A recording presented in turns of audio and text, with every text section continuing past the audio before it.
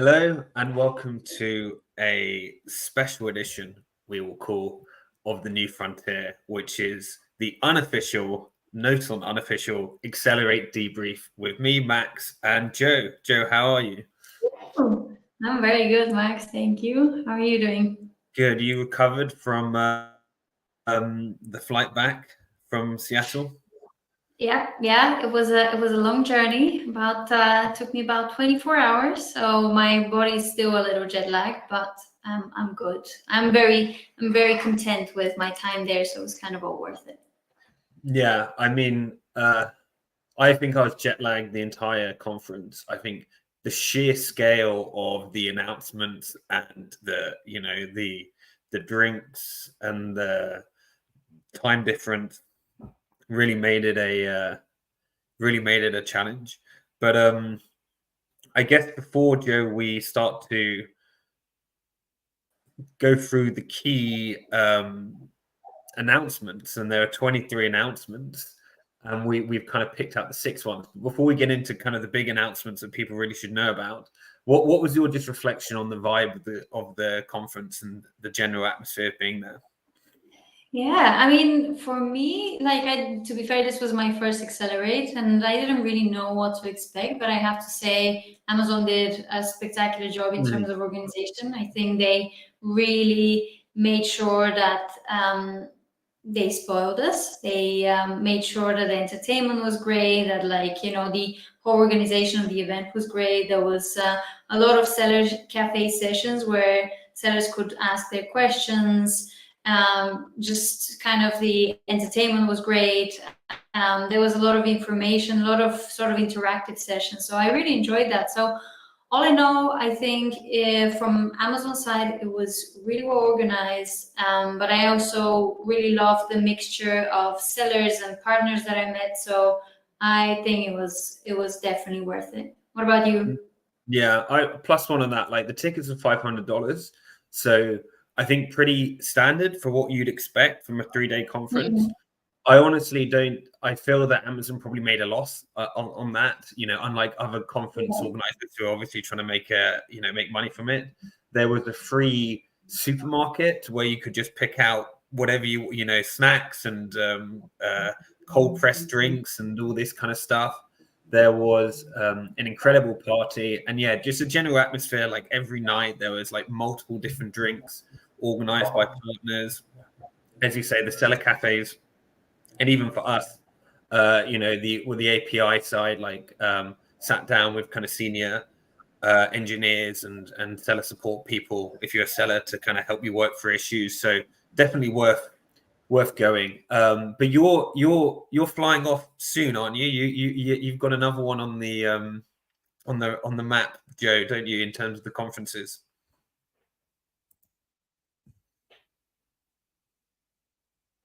I think you're on mute, Joe.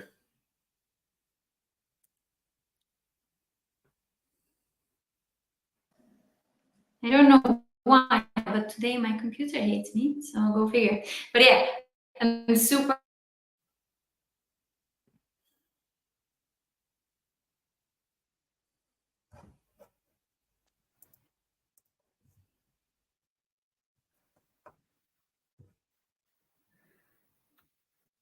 I think I'm having some serious technical Go issues on. with my We computer can hear you. today. Sorry about that. So yeah, so I was invited by the AMA Nordic team to speak at their event between the 10th and the 12th of October in Sweden. And it's going to be a really great event. And for our listeners, I also have a discount code, 20% off if you want to get a ticket. So just use JOLA20 at the checkout. So it'll be great. Loads of good speakers. So if anyone wants to join me, please do. And that's in Nordic. Where in the Nordics? In Sweden. In Sweden. Amazing. Yeah. I've not been to Sweden, so maybe I'll take advantage of that. Yeah, So come. yeah, when is it? It's the 10th to the 12th of October. Oh It's going wow, to be so really good. coming soon. Okay, well, I'm sure you do a great job speaking there. And the last plug before we get into the announcements, and we picked out our, I think, 6 biggest and most surprising. I've chosen the most surprising ones, but six most impactful and surprising. Please Give us a follow on Spotify and Apple. Give us 5 stars if you enjoy this. More breaking Amazon and AI and e-commerce news coming.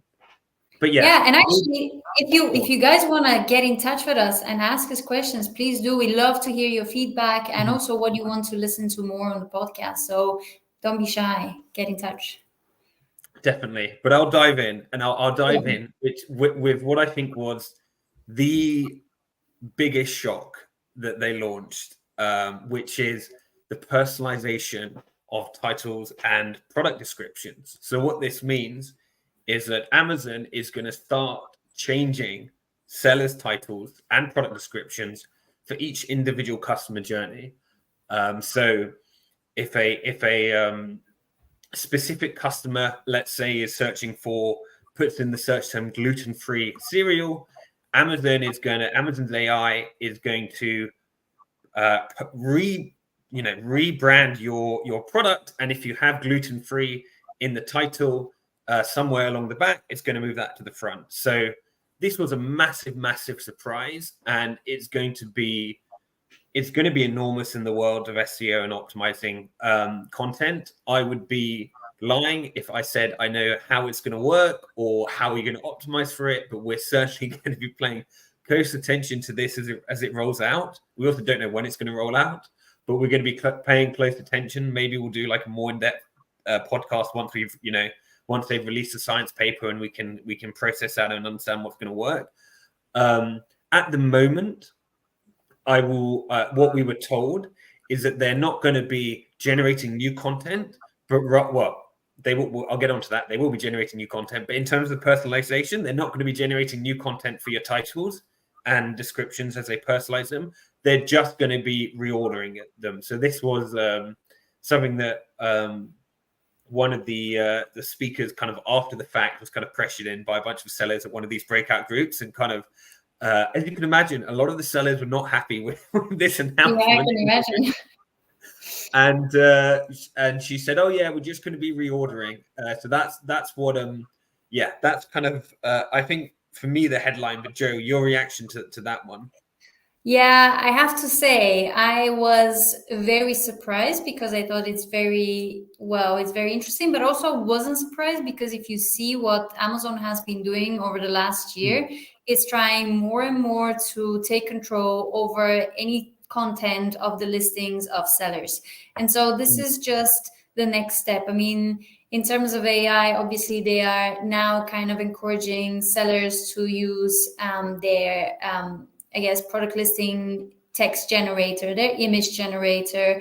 I'm soon not going to be surprised at all if essentially sellers would have to use it. And so this custom title is just the start. And I think it's going to create a lot of headache for sellers because, the title and the hero image is undoubtedly probably the most important real estate for any seller when it comes to that initial click to get the customer onto the page. And if we think about how scientifically sellers have been approaching their titles, there's a whole theory about, which word comes, which phrase in exact goes first and second and third, and how you basically make sure that all of your main keywords are in exact match in a specific order, where exactly are the features and how are they aligned. So all of this means that you basically lose control. And so I guess the main outcome here is, make sure that you have all of the important main features in your title. And also, I'm not going to be surprised if the next step is, okay, now it's just reordering the words, but probably the next step is taking also content from the listings and the reviews and and putting that into the title. So I think it really opens up a Pandora's box into what Amazon is able to do. And I remember when I was in Amazon, we would not touch 3P sellers' refinements because we were worried that they'd be wrong. And a refinement is not even a front end attribute, right? It's something in the back end of the system where when you're searching for product and on the left hand side you can click on color or material or whatever. So like really minor things that actually sellers can't control in a way. They can fill the attributes, but they don't directly match the refinements for whatever reason. But like this is maybe 3-4 years ago, Amazon would not touch the refinements, which is not even a seller facing attribute, because they were scared that if they do something wrong, they'd be liable. I mean, the toys and the children and the base the pram have all been thrown out. The wheels have been thrown off. There's no pram left, right? With what they're throwing around. And just to follow up, like you, so yeah, the personalization piece, we're not sure how it's going to work. Stay tuned, because we will definitely, as we, Amazon always release their science papers on this stuff. Well, usually they release their science papers on this stuff. It's kind of the standard practice in, for the tech giants to do this. Like famously, the large language model paper, attention is all you need, is a Google paper that then OpenAI use. So the standard practice is that the scientists will just release how this works. So we will see shortly, as this comes close to production, how it works and what sellers can do, if anything, to optimize. But yeah, I just want to touch upon what you said, Joe, about kind of related to this piece, but slightly different, was the actual edit. So Amazon, as we know, kind of rolled out these AI generated bullets last year. A lot of blowback from sellers. Really didn't, they were kind of just, sanitizing, let's say, the bullet points with like a ChatGPT, V2 kind of quality of stuff. But they are going to continue to do this. I think the big change now is they will have a new tool where they suggest your changes, and which will automatically go through if you don't do anything, but you can stop them. But I think what's really important here is when you wonder what are they optimizing for, this was a discussion that I had with multiple senior people and Amazon engineers, and they are optimizing for something called CDQ, which is catalog data quality, which means completeness, accuracy, and normalization. So for example, if you're selling a chair and your chair is listed in centimeters and everybody else in the category is listed in feet and inches, they're going to suggest you move to feet and inches. They're going to, to normalize the products. So this is really their focus, is basically condense stuff, normalize it. It makes great sense for the customer experience, but it's absolutely not something which is helping sellers to optimize or list above one another, to be clear. And, they kind of said as much to me in the conference. I mean, the guys, the teams who are doing this are catalog data quality. They're customer facing teams. They're gold on kind of metrics of on the customer side rather than the seller side. So it's interesting, right, Joe? It's how this is all moving. Yeah, no, and it is. And I think the biggest worry that sellers really should think about is, okay, so Amazon has now more control over listings, has more control over, titles, for example. Okay, but so how, the first question that pops into mind is, like, all the titles on the first page would look the same, wouldn't they? Because they'll be optimized against similar things. And generally, we're moving into like overall homogenization of content. And so actually, this kind of points to one really important thing, which I think sellers really need to think about, which is, okay, if the level, the level playing field is becoming kind of the same when it comes to titles and bullets, then probably your main kind of competitive advantage will come from your hero image and the rest of your kind of visual content on Amazon. And so I think, and this kind of pieces back to that sort of overall strategic game which Amazon is playing, which is all about then building brands, building audiences. We talked about in the previous episodes, and the fact that Amazon is right now trying to kind of boot out all of the small vendors and making it more difficult for small third-party sellers because it's getting more expensive and more sophisticated. I think this is just one small piece of like kind of the main message that Amazon sends, which is you need to know your audience, you need to become a proper brand, you need to do your proper branding job on your listing, and this is how you differentiate yourself versus competitors. I think it will become so much less about how many keywords I have stuffed in my title and how many keywords I have on my bullet points. Well, I think the main takeaway for me on this kind of journey of when they announced this, so they announced this on main stage, and then they had a little area called product launches, where you could go up and kind of like talk to a product manager from the announcements that they made that day. So I kind of immediately went after this like personalization, and they had a guy from the listing the kind of AI generated bullets and this kind of stuff, and I taught on main stage, which was a separate announcement, but made within minutes of each other and obviously very related. So I went to him and I said, okay, this is really interesting. Like, talk to him about the generation. He told me about the CDQ and all of this stuff. And I said, great. So what about the personalization? And he honestly didn't even know it was happening. So I said, yeah, literally. So I said, what about the personalization? He goes, what personalization? I said, they just announced this, that you're going to personalize titles. Is, oh yeah, I don't know, talk to this person. So I kind of went on a wild goose chase around. I talked to a bunch of different people. I eventually tracked down the guy who made the announcement. But I talked to another person, and they said, oh yeah, this is the ads business. Talk to ads, like go to the ads booth. Obviously, I was like, this definitely isn't ads, is it? But I went there anyway on the advice from someone from Amazon. Ads had no idea what I was talking about. So the point, my point is, Amazon is a collection of totally separate, bodies and kind of organizations. So you have the personalization organization doing stuff for customers. You have the CDQ people doing stuff for like the catalog, normalization and condensedness and that kind of stuff also for customers, but like a totally different organization. Then you'll have, the seller central teams, and it's so like the whole thing is actually very separate.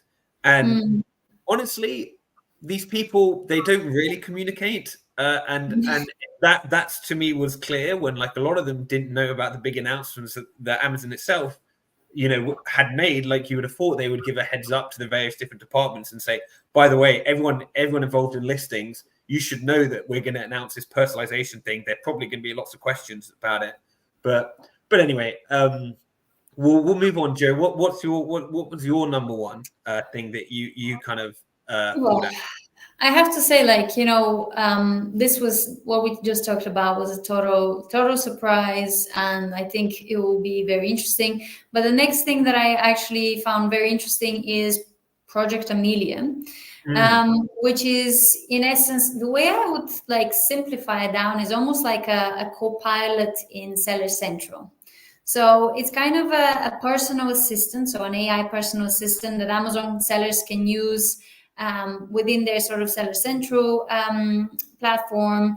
It's actually built using the Amazon Bedrock platform, and the whole idea is that it's there so that it helps you like understand, make decisions better, ask questions about anything like your global selling account, anything within sort of the Seller Central remit. So it can provide you with immediate answers. It's essentially like a chatbot. It provides you with answers, with advice. It gives you access to like basically specific tools. So you can ask it like specific questions such as, for example, what are my best sellers growing in the last few weeks? Or what are my opportunities in terms of optimization?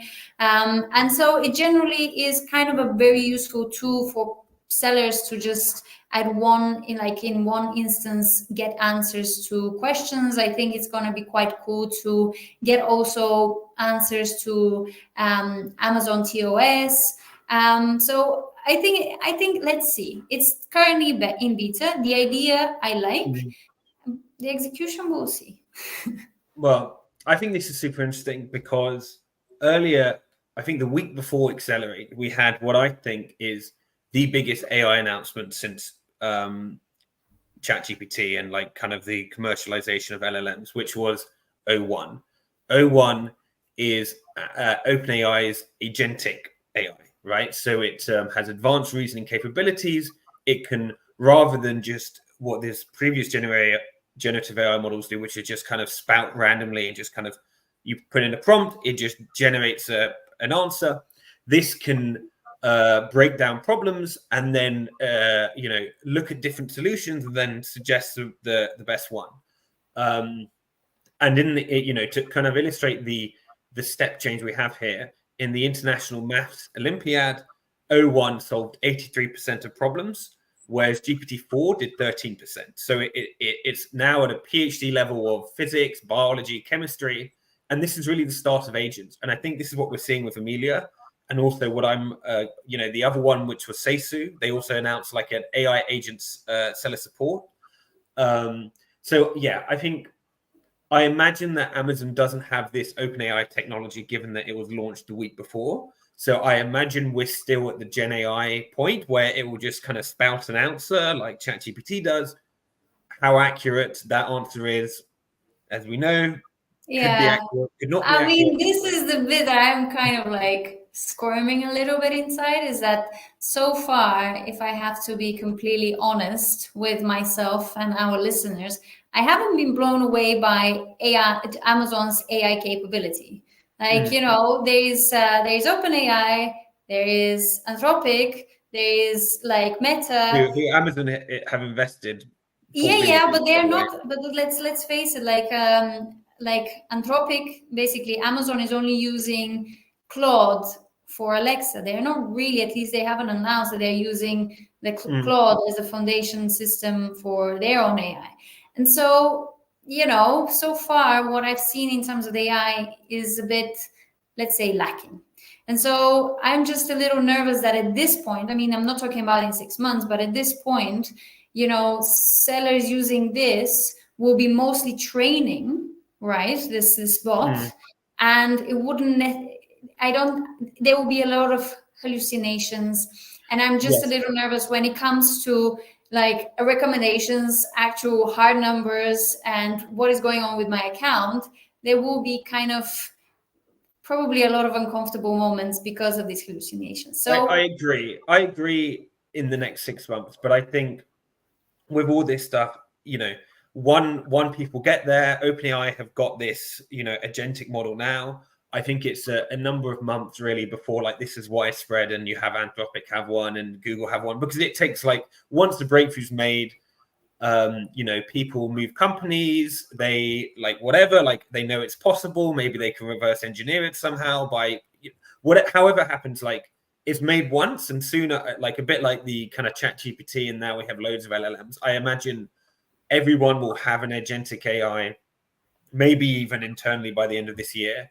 So I like, whilst I agree, I think it's going to be probably quite rubbish now. I will say the V1, the V2, the V3 of Amelia, and the selling support one.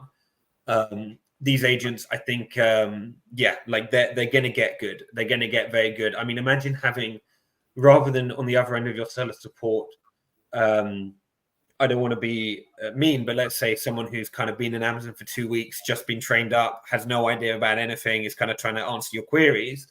Imagine if you have someone who is a PhD level, well, an AI that's a PhD level of maths, physics, biology, incredibly intelligent, also has access to all of the data across all of Amazon, can like instantly see all of the different algorithm changes and everything. Like, I don't know. I think you're being incredibly optimistic. I genuinely feel if we have to talk with AI, like seller support is bad enough already. If we have to like actually instead talk with a machine that has been pre-prompted to be as little as helpful as possible, I don't know.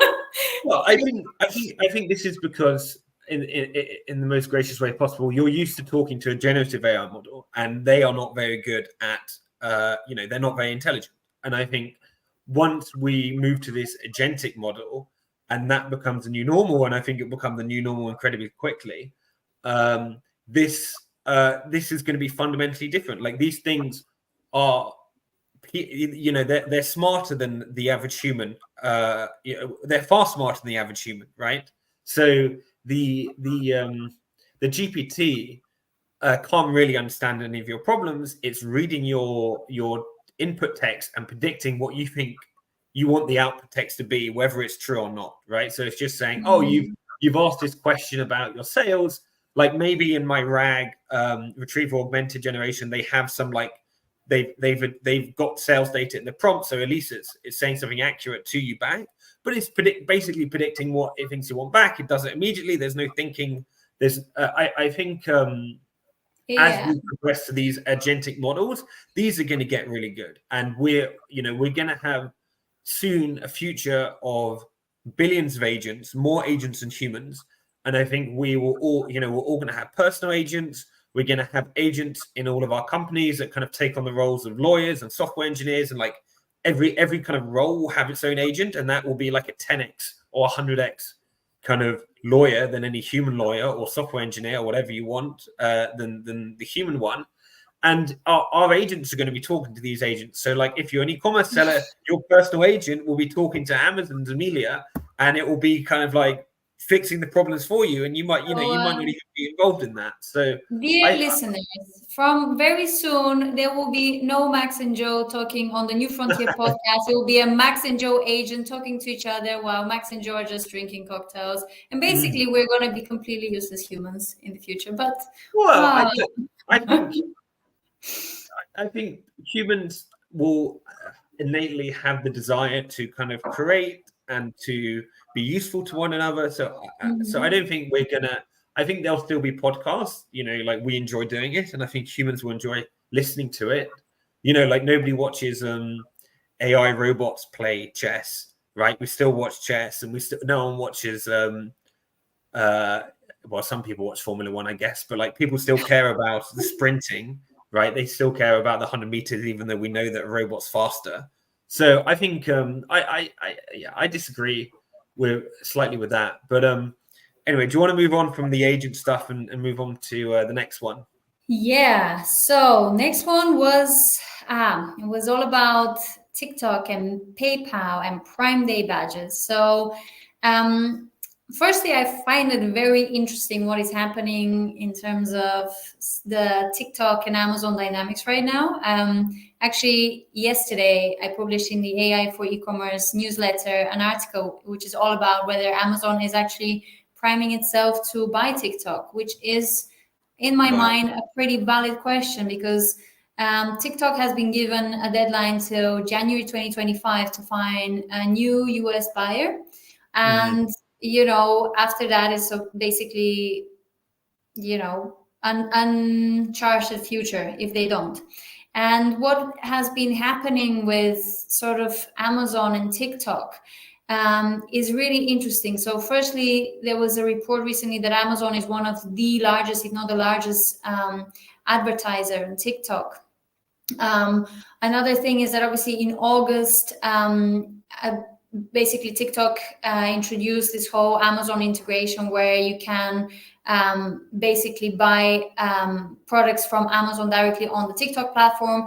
And now the latest announcement, which was on Accelerate, was that now on these ads, it will basically show buy with Prime. So basically any product that is sold, it will display if you can buy it with Prime. And so it's really interesting how there's this sort of like more and more close connection between those two companies. And to be fair, Amazon has always had problem with younger audiences, which is the bread and butter of TikTok. So it just makes a lot of sense for both companies. I don't know regulatory if it could happen because they're too big.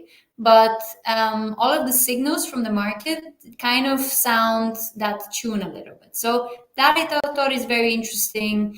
And then obviously the second kind of announcement that we heard about in Accelerate is then the Prime Day or the Buy with Prime badge on PayPal. So basically this is directly integrated within the PayPal platform. So from the beginning of 2025, when you are using PayPal as a payment option, you'll be able to like see if you can also buy with Prime. So again, like sort of emphasizing on, the fulfilled by Amazon entire customer journey. So I think those were really interesting because they also show Amazon's appetite to expand past its own platform and get as much integration with other platforms, with other sellers, with D2C. So yeah, what did you think? Yeah. And just to add to that, they also did the Shopify integration. So Prime Badge is going to be on TikTok. It's going to be on PayPal. It's going to be on, I think it is already on Shopify. It's already on Shopify. It's going to be on Google. They announced it on Google, right? That they're going to have the Prime Badge on Google Shopping. So the Prime Badge is going to be everywhere. I think this is like strategically a really interesting move from Amazon. Again, I think it kind of illustrates the earlier point, which is like these are totally separate in many ways organizations, and the Prime organization is really building that brand to say that Prime is the premium and the most trusted delivery system globally, and like if it's got the Prime badge, you're going to trust it. And I imagine there'll be some country leaders at Amazon who will be saying, okay, now I'm going to be bleeding revenue to Google and Shopify because of this, probably not the most happy, but I think, it's a really interesting strategic move. I think it also highlights something we're not going to talk about in this episode because I don't think either of us are particularly experts at it, but there's a big push on kind of like all their shipping and all their warehousing announcements. They had like day one was full of kind of supply chain and logistics type stuff. Again, neither of us, we're not covering it on this episode, but I think it shows that Amazon in many ways is like a logistics and a supply chain company that is kind of as well as being an AI company in AWS and also a marketplace. Like a big part of Amazon is this kind of supply chain logistics, and really that's they're leveraging their expertise and just being the market leader globally there to get more customers on off platform. So very interesting. Yeah. But can you imagine like what will happen if indeed Amazon and TikTok become one company or sort of shared, like just from a data point of view? Who else could afford? I mean, it's a really interesting point, and as you know, I'm a big reader of your newsletter, and I encourage everyone to subscribe. But I would, when the US said someone has to buy TikTok, like who else can afford TikTok? Like TikTok is, making this up, but probably one of the biggest 20 companies in the US, right? Like who's bigger than TikTok? Yeah. And the answer is Meta, Google, Amazon, Nvidia. And then it's like, well, like it's definitely antitrust if Meta buy another social media. We don't want all of our social media being concentrated in one company. Like that's very dystopian. And then Google also like is more social media than Amazon is. So I guess like, they already have YouTube, like having YouTube and TikTok, it feels like, again, like, so it really, like, I kind of agree, like who is big enough to buy a TikTok that it wouldn't be a kind of antitrust issue. I guess like Amazon is basically the only company out there that you can imagine who could have the cash on hand to buy it. But I don't know, I'm speculating. Yeah, I don't know. Like I can't quite imagine. Like Google is already having massive monopoly issues. Like Meta, no way. Like imagine like all of the social media under one company. It's not going to happen. So Nvidia, I don't think that's kind of the. So it's 100. So TikTok's value is between 50 billion and 100 billion, according to Gemini. So we, I mean. You need a couple tens of billions on your P&L to be able to afford this, right? Like, and I don't see Nvidia buying it. That would be, that would be a total, what? Yeah. I mean, the purchaser, as you say, has to have some kind of integration upside that the two companies combined can achieve more than what either one can do. And it makes sense. TikTok on Amazon, social commerce. I mean, as a shareholder, that would be amazing. As an Amazon shareholder, like imagine the jump in the share value if they bought TikTok. I mean, that'd be great, wouldn't it? Yeah. So, what else did you find interesting on Accelerate? Yeah. So as I've said, I've tried to go for the more surprising ones because I think a lot of the stuff that Amazon launched, like, we mentioned this, the supply chain, the drones, all this stuff, we kind of expect it, right? Like, we go there, we expect them to do some drone launch. They've been launching drones. When I joined Amazon in 2016, they were launching drones in Oxford, and they've been launching drones for the past 8 years, right? So, but this one really also kind of surprised me, which was the free profitability tracker on Amazon. Yeah. So everybody, if you ask sellers their number one concern in 2024, I imagine profitability will be up there. Like, they're being squeezed on ad costs, they're being squeezed on shipping, they're being squeezed on raw materials. Like, the sellers being squeezed on every angle.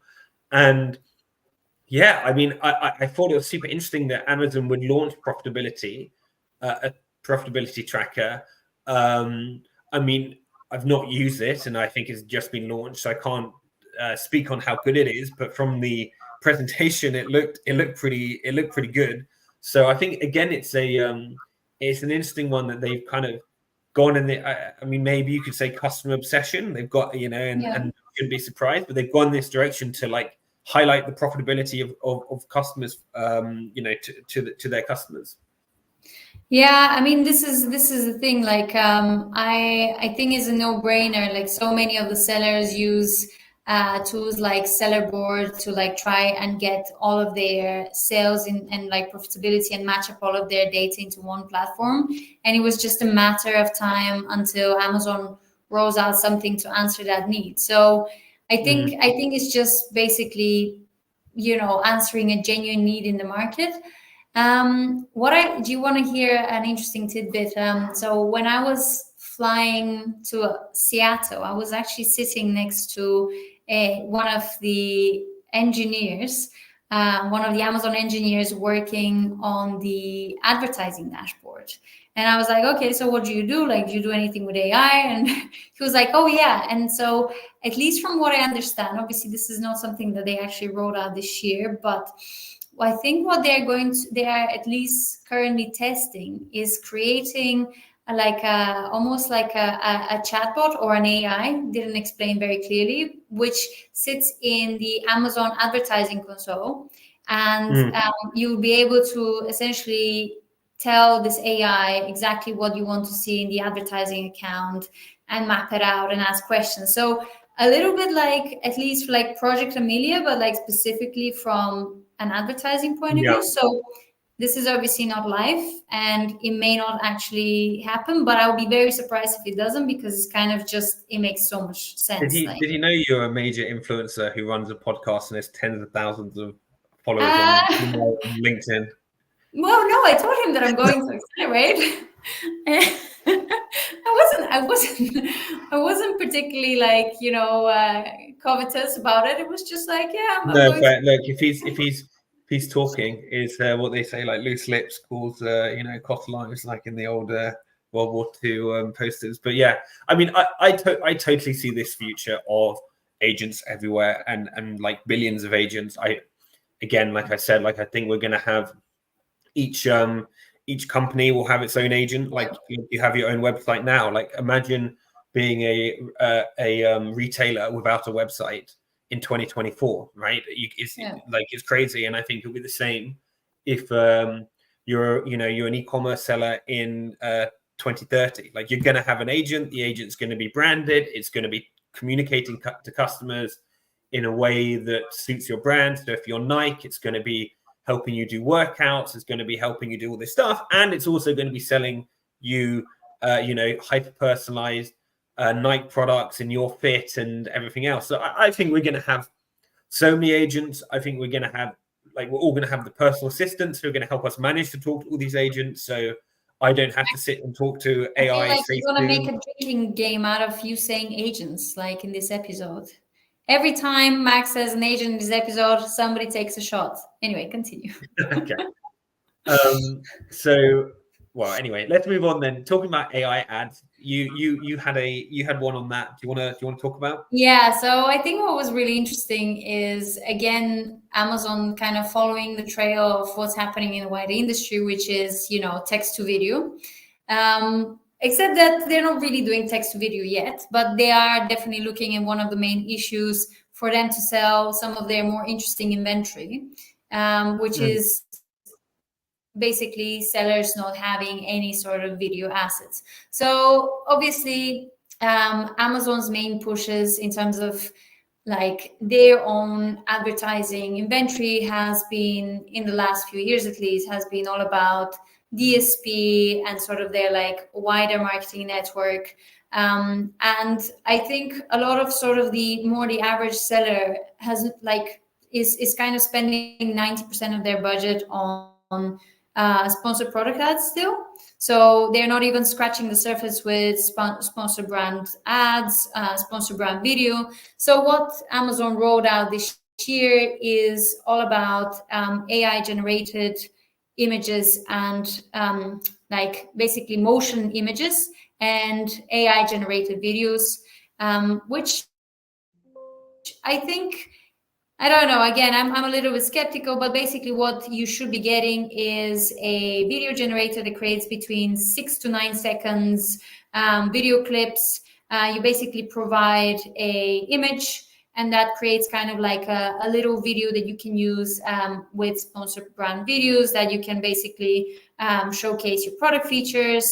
Normally, advertisers are going to get 4 variations to choose from when they basically generate that.